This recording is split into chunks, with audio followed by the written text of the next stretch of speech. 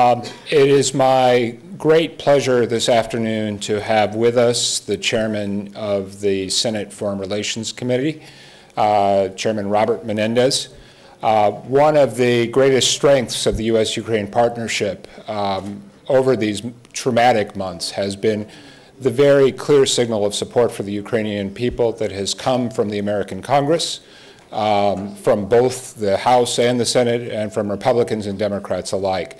And Senator Menendez is one of the very most senior Senate visitors that we have had coming here to Kyiv, and he, of course, is here at a uniquely challenging moment for Ukraine and for the Ukrainian people. So I'm delighted he's able to spend some time with you. Mr. Chairman. Well, thank you, Mr. President, Mr. Ambassador. I'm thinking of the President because I just left President Poroshenko. So thank you, Mr. Ambassador, and thank you for your service to our country and to our relationships with Ukraine. As the chairman of the Senate Foreign Relations Committee, I have, through the committee, global responsibility for bilateral and multilateral relationships on behalf of the United States Senate. And that, in a challenging world, could take us to many places. I purposely had envisioned coming to Ukraine in the aftermath of the Maidan and elections because I knew that there would still be challenges ahead. I never had the expectation that the challenges that we would be facing are the challenges of an invasion by Russia into Ukraine with thousands of soldiers, columns of tanks, missiles, and other heavy artillery equipment that is clearly, from my perspective, an invasion of Ukrainian sovereignty. So it is in the face of that, having come from Estonia and Poland, that we come to Ukraine. I've had a series of very good visits with the President, with the Foreign Minister, with the Governor of the Central Bank. We're looking forward to meeting with the Prime Minister a little later. And from my perspective, Ukraine needs the assistance of the West and the United States. It needs that assistance in several ways. First and foremost, I hope and would expect that the efforts that the United States and the European Union have joined together in to have President Putin understand that there is a price to pay for violating international norms, for invading another country, for ultimately trying to take territory by force, has a consequence. And that the sanctions that we have levied in a multilateral fashion will be even deeper and more significant, so that President Putin understands that it is going to be of significant consequence to the Russian economy if he continues this course of action. My own personal perspective is that Ukraine should be given defensive weapons so that it can ultimately defend itself from the aggression that it is facing.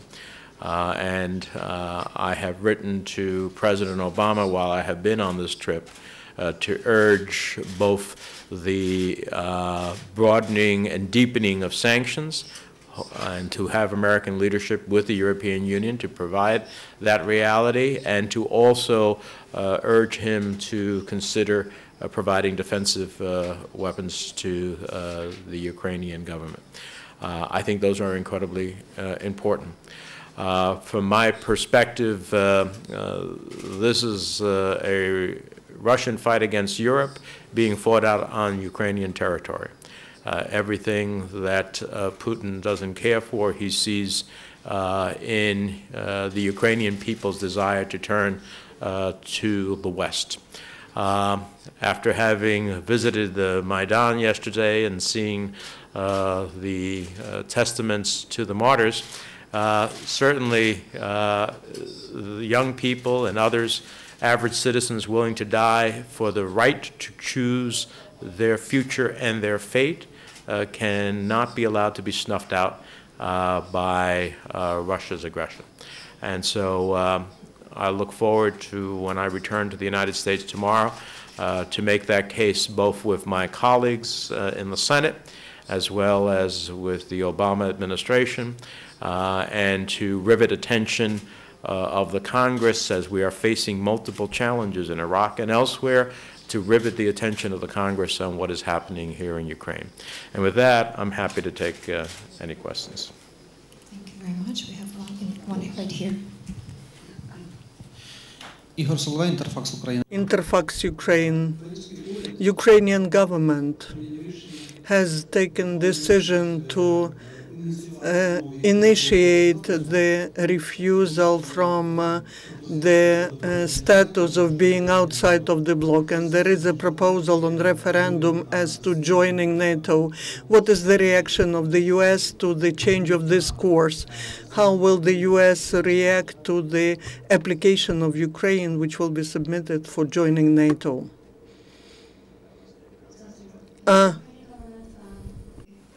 We'll fix it. The Ukrainian government has decided to put up for the parliament for the decision for possibly join NATO. What is the United States' reaction to such possibility stemming?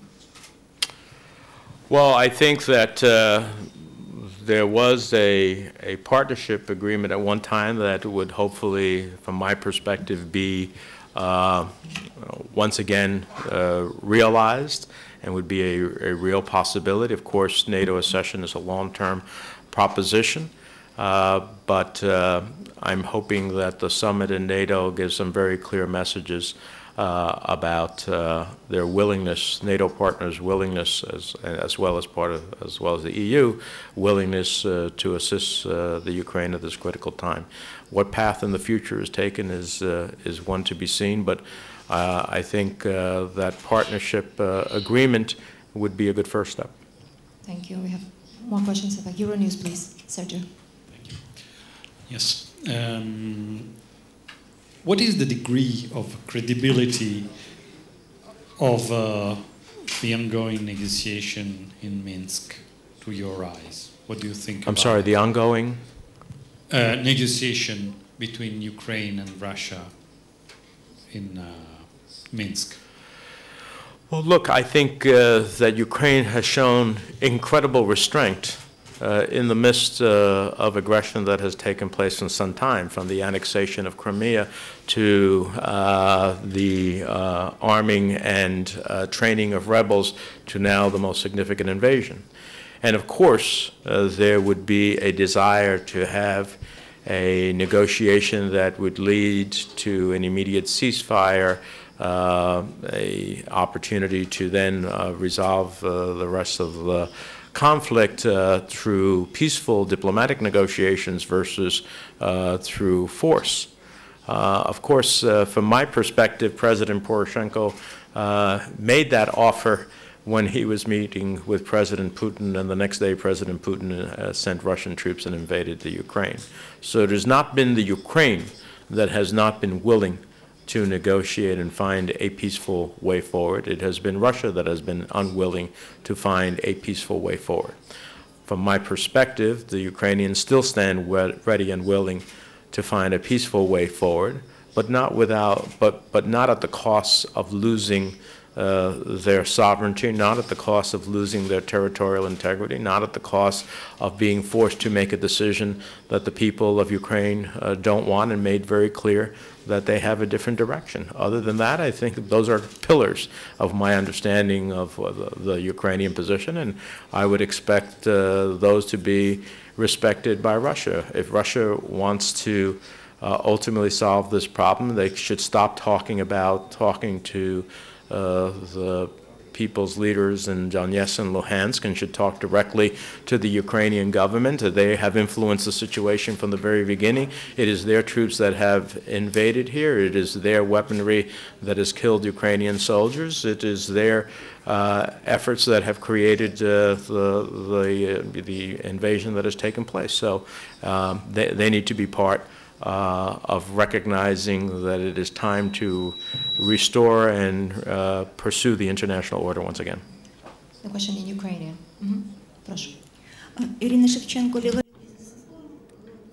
You were saying that Ukraine needs to be helped with weapons. What weapons are meant? You know, I won't get into the specific type of weaponry, but I will say that weapons that are defensive. At the end of the day, if you are being invaded by Russia, and they are invading you with tanks, with surface-to-surface missiles, with armored vehicles, you have to be able to defend yourself. Defend yourselves being able to fight against those who have invaded you. So whatever defensive weapons the Ukrainian government might ask the West for, that are in the context of defensive nature, is something that I would support. Now, you know, I know that countries seem to be somewhat reticent because they don't want to provoke Putin. From my perspective, Putin hasn't needed any provocation to do everything that he has done here. I think the West needs to understand that after the annexation of Crimea, the assistance, vast assistance to rebels, the downing of the Malaysian air flight, which ultimately cost the lives of hundreds of individuals, and now an invasion by Russia. Russia has done all of that without provocation. So there should be no concern that providing the Ukrainians the wherewithal to fight for themselves is a provocation. Russia has done all of this, Putin has done all of this without any provocation whatsoever. Thank you. One more question. Mr. Menendez, Volodymyr Urbianek, Bloomberg News. I have two questions to you. You said you had a meeting with President Poroshenko, and you said you had a meeting with the CB governor Valeria Kontreva, as far as I understood. So could you tell us what were you speaking about at these meetings? And the second question, did I get you said that Russia invaded Ukraine? So what is a good one word to describe all the situation we have now in Ukraine? Is it invasion, incursion, aggression, or what? Thanks. Well, I'll speak for myself. I have no doubt that this is an invasion. I don't know, you can have all the euphemisms in the world that you want, but when thousands of troops march into another country with columns of tanks, armored vehicles, surface-to-surface missiles, and some of the most sophisticated weaponry that exists, from my perspective, that's an invasion. Now, with reference to the first part, I don't share conversations I have with the leaders that I meet with, but I will characterize them. And that the character of those meetings, I would say, is that there is a commitment by the government to preserve the future of Ukraine, to preserve its territorial integrity, to find, if possible, a pathway that is peaceful, but to assert also that it is willing to defend itself if a peaceful pathway is not possible. And to ask the European Union and the United States to join with Ukraine so that the consequences of Russia's invasion and its continuing military action will be felt heavily, that there will be a heavy price for Russia to pay. That means extended sanctions in the financial or defense or energy sectors, to mention some. From my perspective, it also means allowing the Ukrainians to defend themselves and giving them some wherewithal to be able to do that. You know, if you provide night vision goggles, it's great to be able to see the enemy, but what can you do if all you can see is see them, but you can't defend yourself against their attacks? So it is my hope that would be considered as well. So I found your leadership very committed to reforms against corruption in Ukraine. I found that at every level of discussion that I had, very committed to that reality, to reform a very corrupt system in Ukraine that the people have rebelled against, and that they clearly want to see a different future, a future in which no Ukrainian citizen has to pay anything in order to get the services or rights that they deserve. They are doing that. looking at how they enhance the economy in the midst of all of these challenges and at the same time fighting a war. It's an extraordinary set of circumstances that any one of these issues individually would be very significant for any government to face. All of them at the same time, the confluence of them is extraordinary.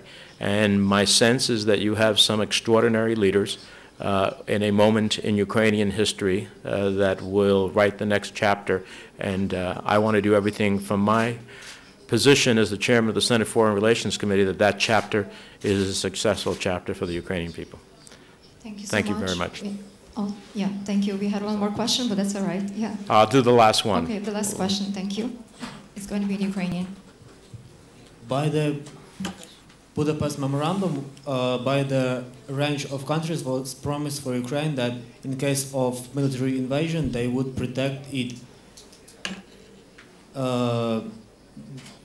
In that memorandum, the atomic missiles of Ukraine were given for Russia and that countries. How to live with this uncertain working of international laws?